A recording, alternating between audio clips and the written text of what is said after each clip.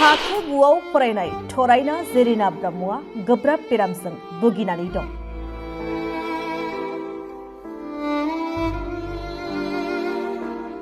रांखावरिनि आंखालाव होनो हायाखै मोजां फाहामथाय।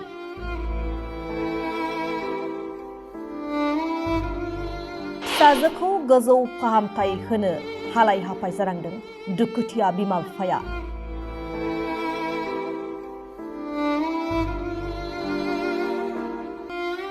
क'क्राझार जिल्लानि दतमा आउटपस्टनि सिङाव थानाय सुरजाकाता गामिनि लक्ष्मण ब्रह्म आरो रिबिका ब्रह्मनि आंगो फिसाजो जेरिना ब्रह्मआ गोब्राब बेरामजों भुगिनानै लोमजाना दं। बेनिखायनो गामिनि लाइमोनफोरजों लोगोसे रायजो राजाफ्रा जा हायो मदद होसेयावबो गोबां रांनि गोनांथि जानायलाय बिथांखौ मोजां डक्टरनाव लांनो हायाखै होननानै फोरमायदों गामिनि लाइमोन सेंग्रा सिख्लाफ्रा। बेनिखायनो बिटिआर सरकारजों लोगोसे रायजो राजाफोरनिसिम मदद हास्थायदों लाइमोनफोरजों लोगोसे गामिनि रायजो राजाफ्रा।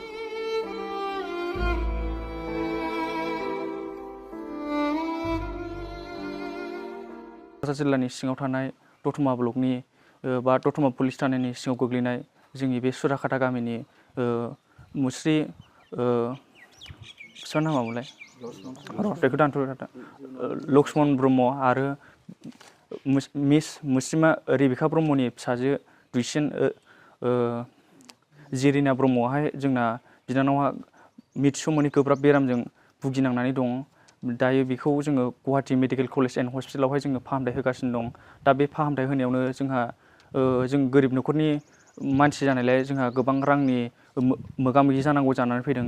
बेनिखायनो बे बिनानावखौ जोङो मोजाङै मोजां बा गाहाम देहायाव लाबोफिननो थाखाय जों नोंथांमोन रायजो राजा बा बड'लेण्ड बुब्लिनि नायगिरि गासै बिथांमोननियावहाय जोङो बेखौनो खर' गंग्लायै जोङो एसेबाबो जा हायो अनसुंथाइ बिनो सानदों।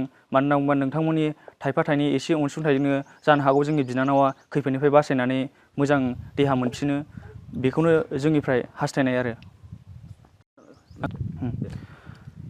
बिनानावनि गाहाम देहाखौ जोङो हास्थायनानै जोंबो जोंनि सुराकाटा सान क्लाबनिफ्रायबो बा जोंनि सुराकाटा गामिनिफ्रायबो जों हाजासे जों अनसुंथाइ होबाय। नाथाय बे जोंनि अनसुंथाइ होनायाबो जोंनि थाखाय बे बिनानावखौ फाहामनायनि थाखाय थोजासे जायाखिसै। बेनिखायनो जोङो बे बड'लेण्ड बुब्लि नायगिरि रायजो राजा नोंथांमोन बा जोंनि बड'लेण्डनि गोबां गेदेर गोलाव नोंथांमोन बा जोंनि बिटिआरनि चिफ प्रमद बर' साराबो अननानै बे बिनानावनि गाहाम देहानि थाखाय एसेबाबो अनसुंथाइ हरोबा मोजां जागौ, जों बेखौ जोंनिफ्राय मिजिं थिनाय थाबाय आरो। जों बिनानावखौ फाहामथायनि थाखाय जोङो क'क्राझारावहाय लांदोंमोन आरो बेनिफ्राय बेहायबो जों हायै बायदि जानायखाय जोङो बेसरगाव लांदोंमोन आरो बेनिफ्राय जोङो हाथारै ओरैबायदि सिरियास कन्डिसन जानायनि थाखाय जों गुवाहाटि मेडिकेल कलेज एन्ड हस्पिटालावहाय जोङो दायो लांनाय जाबाय आरो। जिहेतु जोंनि दा बे जा नैबे खैफोदाव भुगिनांदों बे न'खराहाय जोंना थाखा फैसाबो बांद्राय बिदि एभेलेबेल नङा।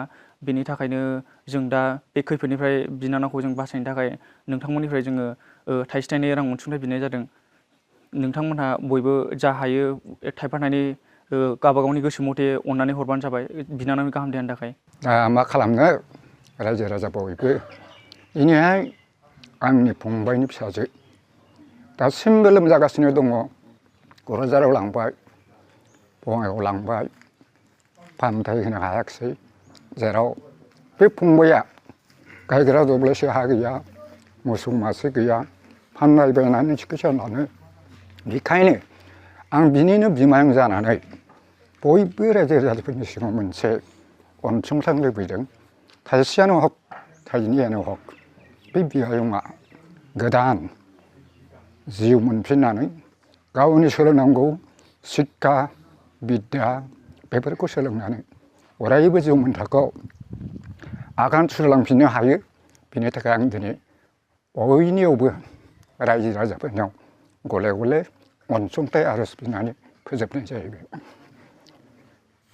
सरकारनि सायाव माबाफोर बुंनांगौ दं नामा?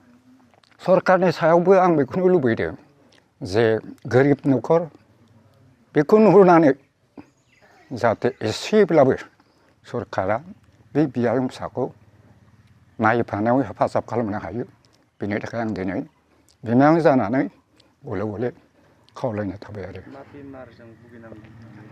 ओरैनोथ' बिनि बेमारा जों आगोलाव नुनाय मथे खर' रुथोन होननानै बुङोमोन आरो जों दा बेखौ जानायावबो अजाजोंबो नायदों डाक्टारजोंबो नायदों बिनिफ्राय बिनि बेमारा सायावनिफ्राय सिङाव हाबलांदों दा बेखौ जोङो नायसेयावबो हायाखिसै आन्दायबाय राहा लामा गोथेबाय बेखायनो दिनै सरकारनि सायावब्लाबो रायजो राजाफोरनि सायावब्लाबो आङो फिसाब्लाबो अनसुंथाइखौ गले गले खावलायहरनो थाबाय दै जोंफोर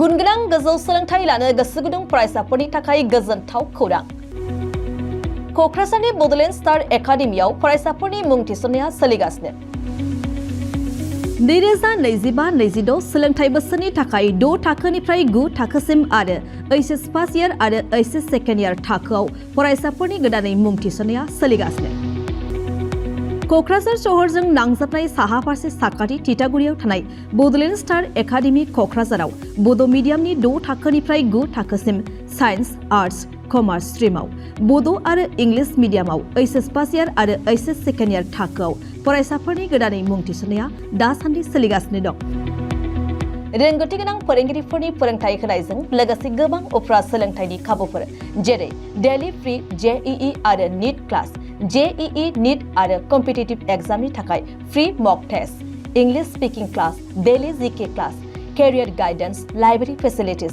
पार्सनेल एटेंशन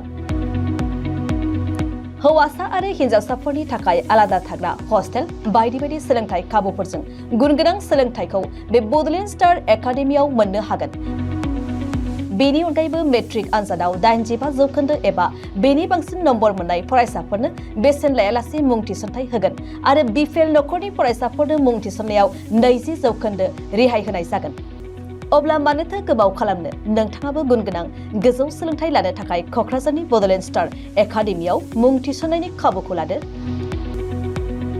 बांसिनै मिन्थिनो थाखाय गाहायाव होनाय मबाइल नम्बराव फोनांजाब खालाम मबाइल नम्बर 7638008149 6003494371 आरो 6000034997